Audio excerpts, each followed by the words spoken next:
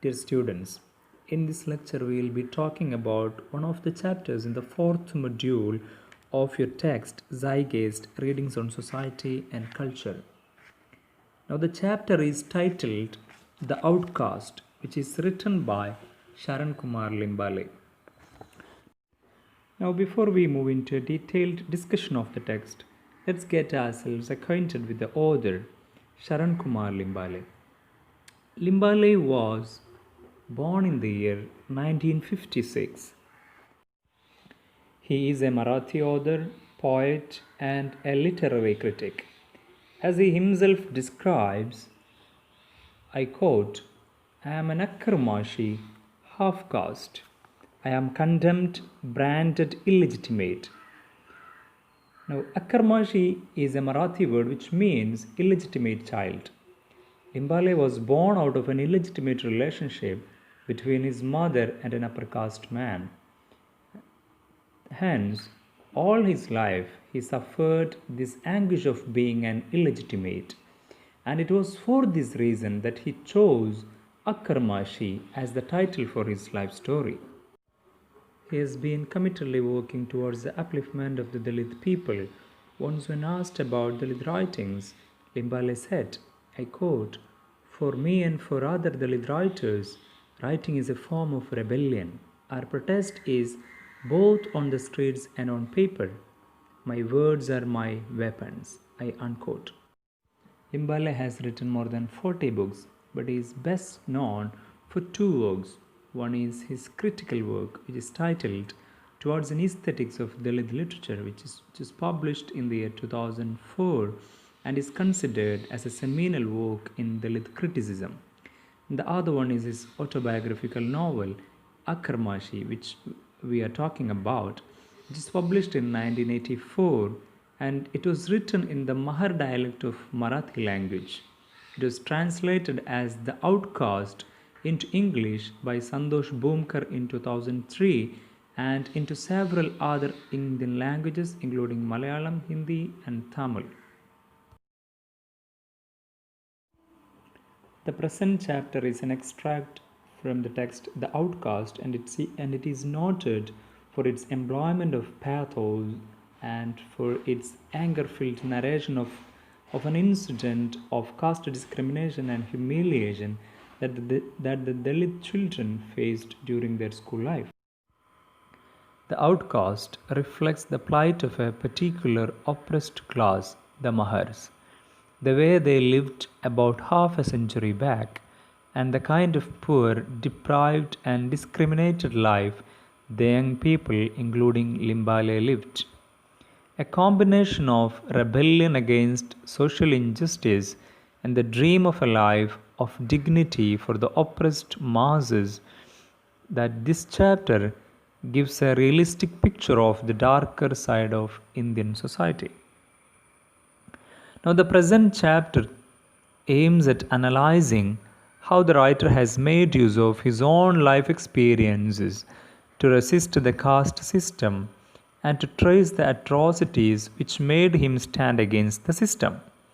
The chapter is full of incidents narrating the humiliations the Dalit people, especially the Dalit children, face in their life. Now, the chapter includes certain characters that are very important to be aware of before we go into summary and analysis of the chapter. The most important character in the chapter is the narrator, along with his friends. Some of his friends, especially Parsha, Harya, Malya, and Amriya, are named in the chapter. And all these students, all these children are important in a sense that they all share their lived experiences of humiliation and discrimination from the upper caste people. Then the story talks about another people as well. Narrator's mother Mazumi, then how high caste boys and girls behaved with these people, how they treated them, and how the school teacher treated the lower caste people, And there is again another character called Girmalia, and Girmalia's farm is also an important thing in the chapter. He begins by sharing the first experience of how the teachers forbade them from knowing about the tour until the last moment.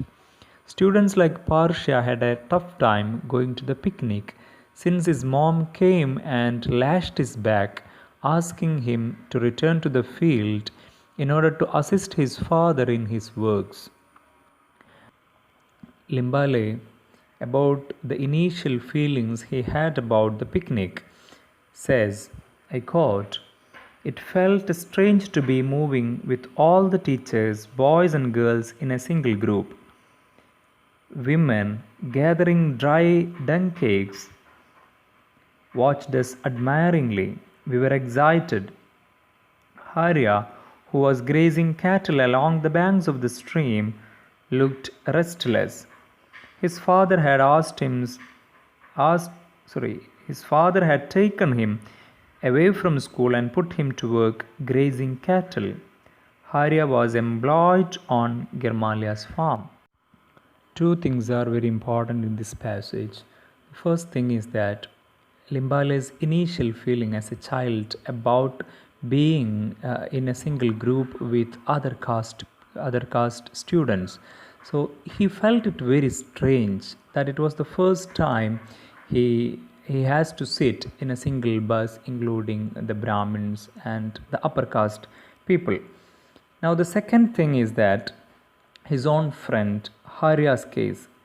Harya was very, very restless because he could see his own friends going on a tour and he unable to participate in the tour. And he was put to work in the field. As a child, it is in a sense highly traumatic for a child to work in the field while his friends are on a tour. Limbale, as a child, observes how the discrimination worked at all spheres of their life.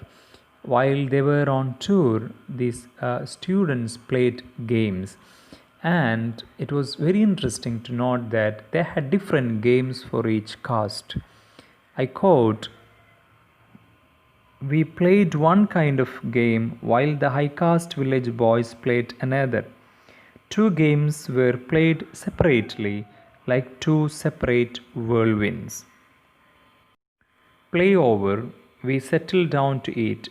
Boys and girls from the high caste like Wani, Brahmin, Marwari, Muslims, Maratha, Teli, fishermen, goldsmith, and all the teachers, about 100 or so, sat in a circle under a banyan tree.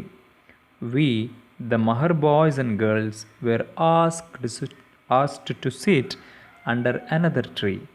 The high caste ones said a prayer before eating, which didn't make any sense to us." After returning home from the tour, when Limbale told the entire story to his mother yelled at him for being selfish and not saving any food for her. She says, "Why didn't you get at least a small portion of the leftover food for me?" Leftover food is nectar. That the leftover food is considered as nectar and even the mother of the author craves for it speaks for the poverty in which the Dalits live.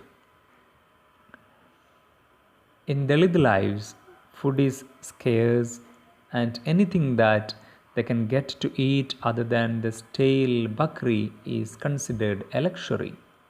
For generations, the outcasts have lived with the disgrace of eating these leftovers. Now, the author describes it as demeaning and degrading a practice of the society.